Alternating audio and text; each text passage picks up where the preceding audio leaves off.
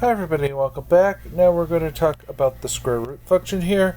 So basically it takes a number in and take its square root and gives you the positive square root back.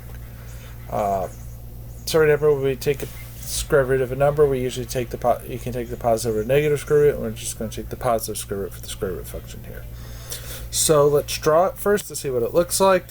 So we're going to start here and have a point at the origin 0, 0.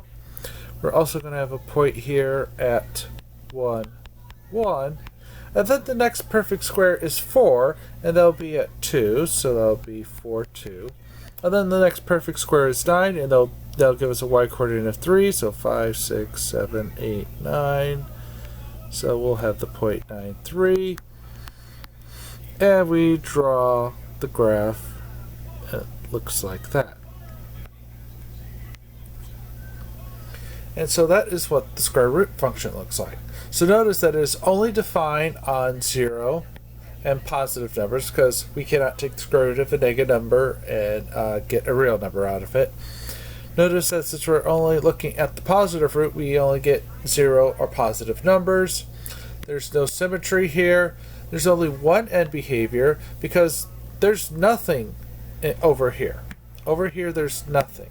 So the only end behavior we have is that x gets really large, y gets really large. And notice that y gets very large slowly. So it takes a really long time to get a really large number out of this function. But if you go out far enough, you can. So this means, again, goes up and right. And notice that out of the 7 functions we're going to talk about, this is the only one that has only one end behavior. The other ones have 2. So that's kind of an exception here. And then if we're thinking about the person walking on the graph, we,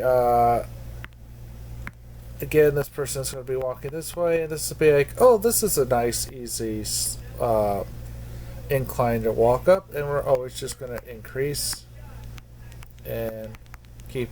And we're always just gaining height. Slowly, but we're gaining height. So that means we're always increasing, and we're never decreasing, and we're never constant. So, in this case, that's all you need to know about the square root function. So you should know the basic shape of it, know these points here, and you should be good to go for translations. Up next is the cube root function.